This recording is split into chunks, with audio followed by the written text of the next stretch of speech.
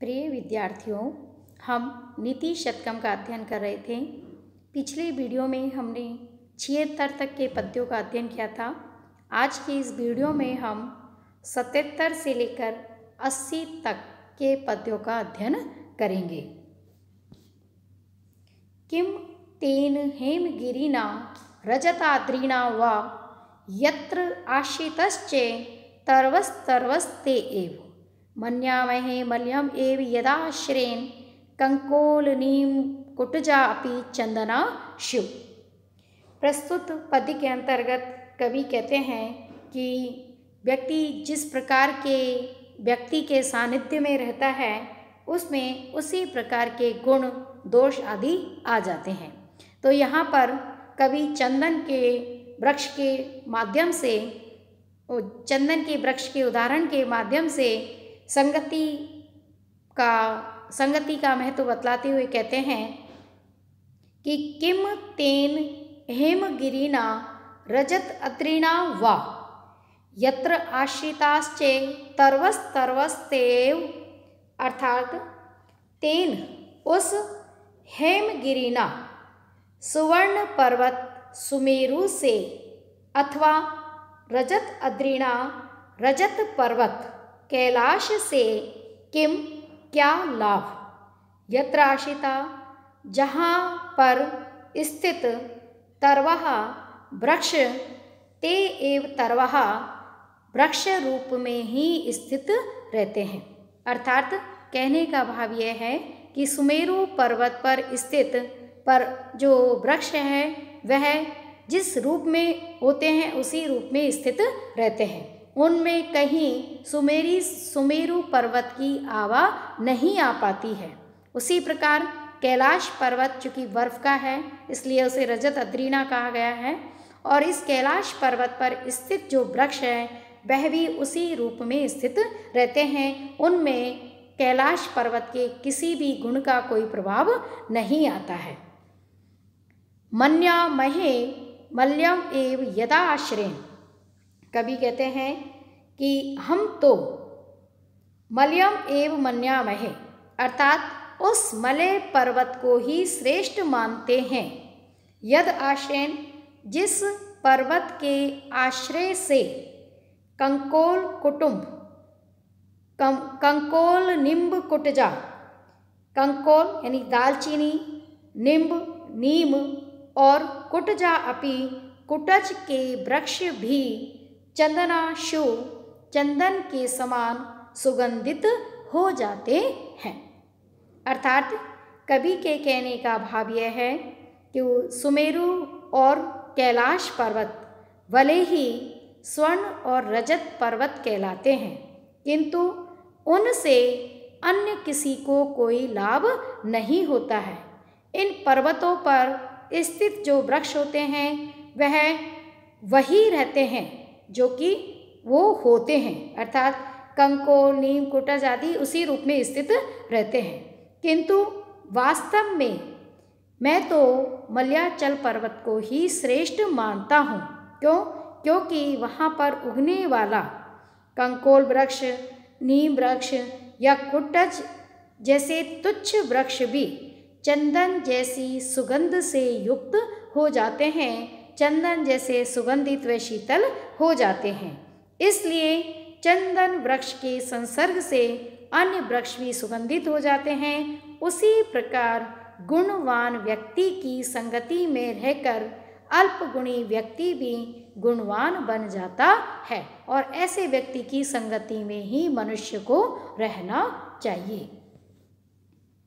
रत्ते महार्यैस्तुतुर्षु न देवा न भेजिरे भीम विषेण भीतिम सुदाम विना न प्रेयो विरामम न निश्चित अर्थात विरमंती धीराः। प्रस्तुत पद्य के अंतर्गत कवि धैर्यशाली व्यक्तियों के विषय में बतलाते हैं कि धीर प्रकृति वाले जन कैसे होते हैं, किस प्रकार अपने कार्य को करते हैं, उसी का यहाँ वर्णन किया गया है।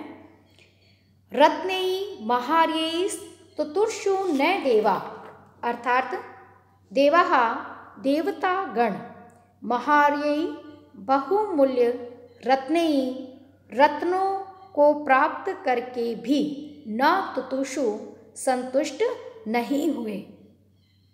भीम विषेण अपि और ना ही वे देवगण भीम विषेण भयावह विष को देखकर भीतिम न भेजिरे भय को प्राप्त हुए। अर्थात जब समुद्र मंथन देवता और दानवों के द्वारा किया गया तो उस मंथन के दौरान बहुमूल्य रत्न भी प्राप्त हुए थे, किंतु उन रत्नों को प्राप्त करके देवता संतुष्ट नहीं हुए और ना ही भयावह विष को देखकर वह भयभीत हुए। सुदाम बिना न प्रिययु विरामम, उन्होंने अमृत को प्राप्त किए बिना विश्राम नहीं किया।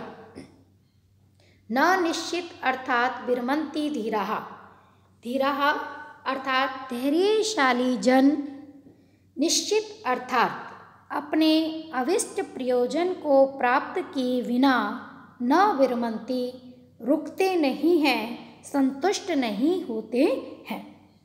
अर्थात कहने का भाव यह है कि धैर्यशाली पुरुषों का यह स्वभाव होता है कि वह जब किसी पदार्थ की प्राप्ति या प्रयोजन की सिद्धि का निश्चय कर लेते हैं तो वह उस फल को प्राप्त किए बिना रुकते नहीं हैं और इस मंजिल में चाहे उन्हें कितने ही कष्ट उठाने पड़े, इस रास्ते में उन्हें चाहे कितने ही कष्ट क्यों ना उठाने पड़े, कितनी ही विपत्तियां क्यों ना आए, लेकिन वह कभी भी भयभीत नहीं होते हैं और ना ही अन्य समृद्धि को प्राप्त करके सुख वह रुकते हैं, विराम लेते हैं।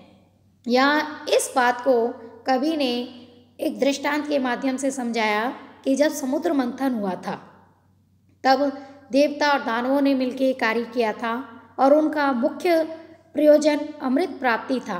तो उस समय समुद्र मंथन के दौरान उन्हें बहुत से रत्न मिले, लेकिन वह उस समृद्धि को प्राप्त करके संतुष्ट नहीं हुए और बहुत उनको भयावह विष का भी सामना करना पड़ा, किंतु उस विपत्ति को देखकर भी वह भयभीत नहीं हुए। अंत में जब उन्होंने अमृत प्राप्त किया तो उस कार्य को उन्होंने विराम दिया। तो धैर्यशाली जो जन होते हैं वह जब तक अपने लक्ष्य को प्राप्त नहीं कर लेते हैं, जब तक उनके प्रयोजन की सिद्धि नहीं हो जाती है, तब तक वह अपने कार्य को मध्य में नहीं छोड़ते हैं, वह रुकते नहीं हैं।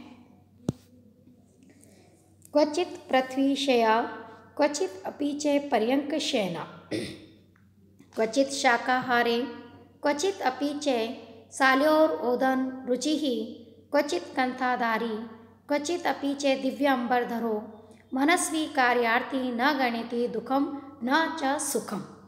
प्रस्तुत पद्य में कवि महापुरुष धैर्यवान व्यक्तियों की उस विशेषता की ओर संकेत करते हैं कि जो महापुरुष होते हैं, जो धैर्यशाली जन होते हैं, वह कार्य के मध्य में आने वाले दुख और सुख की परवाह नहीं करते हैं। इसी का यहाँ वर्णन किया गया है। तो देखिए, क्वचित कहीं पर पृथ्वीशय अपि धरती पर सो जाते हैं। कार्य को पूर्ण करने की इच्छा रखने वाले जो स्वाभिमानी पुरुष होते हैं, जब उन्हें भूमि पर सोना पड़ता है तो वह भूमि पर भी सो जाते हैं। कहीं पर क्वचित पर्यंक शयना, कहीं पलंग पर सोते हैं। क्वचित शाकाहारे, कहीं शाकाहार ग्रहण करते हैं। तो क्वचित अपि च शाल्योदन रुचि, और कहीं चावल भात का आस्वादन लेते हैं। क्वचित कंठाधारी, कहीं गोदड़ी पहनने को प्राप्त होती है। तो क्वचित अपि च दिव्य अंबरधरो, कभी कहीं दिव्य वस्त्रों को भी धारण करने का सुख प्राप्त होता है।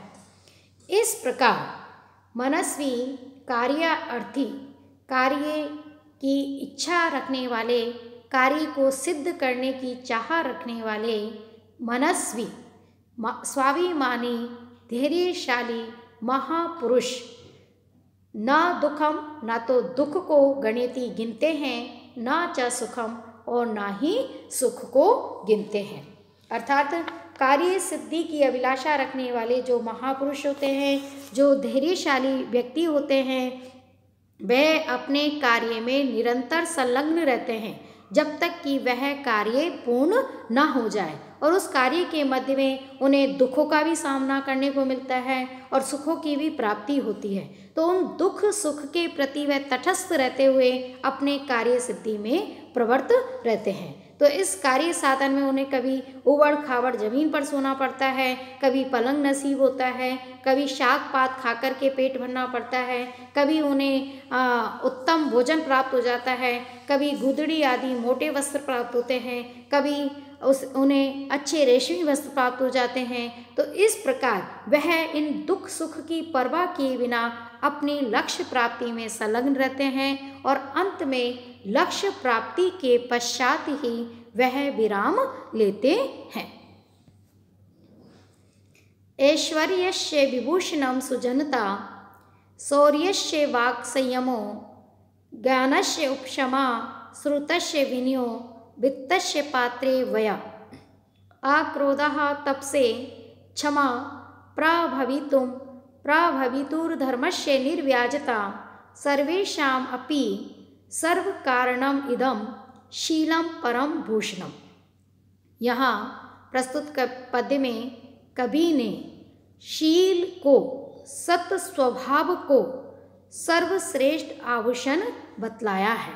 उसी का वर्णन करते हुए कवि कहते हैं, विविध प्रकार के आभूषणों की व्याख्या करते हुए अंत में सर्वश्रेष्ठ आभूषण रूप में सत स्वभाव को बतलाते हुए कहते हैं, ऐश्वर्यस्य विभूषणं सुजनता। ऐश्वर्य का आभूषण सौजन्य अर्थात सज्जनता है। शौर्यस्य वाक् संयमः, वीरता का आभूषण वाक् संयमः, वाणी पर संयम रखना है। अर्थात आप वीर या पराक्रमी हैं तो ऐसा नहीं कि आप अनर्गल प्रलाप करेंगे। वाणी पर नियंत्रण रखना ही वीरता का आभूषण होता है। ज्ञानस्य उपशमः, और ज्ञान का आभूषण उपशमः, शांति होती है, धैर्य होता है। श्रुतस्य विनयः, वेद शास्त्र आदि के श्रवण का आभूषण विनयः, विनम्रता होता है। यानी वेदाध्ययन करके भी यदि आप विनम्र नहीं हैं तो आपका वेदाध्ययन करने का कोई लाभ नहीं है। तो इसलिए वेद शास्त्र आदि के अध्ययन का आभूषण विनम्रता होता है। वित्तस्य पात्रे व्ययः, और धन की सार्थकता, उचित पात्र पर खर्च करना, उचित पात्र को दान देना, यही धन का आभूषण होता है। अक्रोधः तपसः, क्रोध न करना तपस्या का आभूषण होता है। यानी चूंकि तपी मुनि ऋषि वही व्यक्ति है जिसने अपने आंतरिक शत्रुओं पर विजय प्राप्त कर ली है। तो क्रोध पर जो नियंत्रण नहीं कर सकता वो तपस्वी नहीं हो सकता। इसलिए तपस्या का आभूषण किसी का गया है, क्रोध न करने को तपस्या का आभूषण बतलाया गया है। क्षमा प्रभवितुम, सामर्थ्यवान का आभूषण क्षमाशीलता है। अर्थात आप पूर्णतया सक्षम हैं फिर भी आप क्षमाशील प्रकृति को अपनाते हैं तो यह आपका आभूषण होता है। धर्मस्य निर्व्याजता, निर्व्याजता निष्कपटता धर्म का आभूषण होता है। यानी धर्म कभी भी छल कपट नहीं सिखाता है। आप चाहे मंदिर में चले जाएं, चाहे मस्जिद में चले जाएं, लेकिन यदि आप कपट आचरण नहीं छोड़ते हैं तो आप धार्मिक प्रकृति के नहीं हैं। तो धर्म का आभूषण निष्कपटता है। सर्वेषाम् अपि सर्व कारणम इदम शीलम परम भूषणम, और सर्वेषां सभी का परम उत्तम सर्व कारणम सबका कारणभूत इदम यह शीलम सदाचरण ही परम भूषणम सर्वश्रेष्ठ आभूषण होता है। अर्थात कवि के कहने का भाव यह है कि ऐश्वर्य का आभूषण सज्जनता है, आत्मश्लाघा से रहित होना ही वीरता का आभूषण होता है, ज्ञान की शोभा शांति से है, विद्या अध्ययन का आभूषण विनम्रता है, धन की शोभा सत्य उचित पात्र को दिया गया दान होता है, तप की शोभा क्रोध न करने से है, सामर्थ्यवान की शोभा क्षमाशीलता से है, धर्म की शोभा पाखंड न करने से है। इस तरह ये सद्गुण ही मनुष्य के उत्तम आभूषण होते हैं और इनमें भी सर्वश्रेष्ठ आभूषण जो बतलाया गया है वह है सदाचरण। स्वर्ण से निर्मित जो आभूषण होते हैं वह मनुष्य के बाह्य सौंदर्य में तो वृद्धि करते हैं, किंतु मनुष्य के आंतरिक सौंदर्य को में वृद्धि करने, मनुष्य के आंतरिक सौंदर्य को सुसज्जित करने का कार्य उसका अपना उत्तम आचरण, उत्तम व्यवहार ही होता है और मनुष्य को ऐसा ही करना चाहिए। आज का वीडियो हम यहीं पर समाप्त करते हैं। धन्यवाद।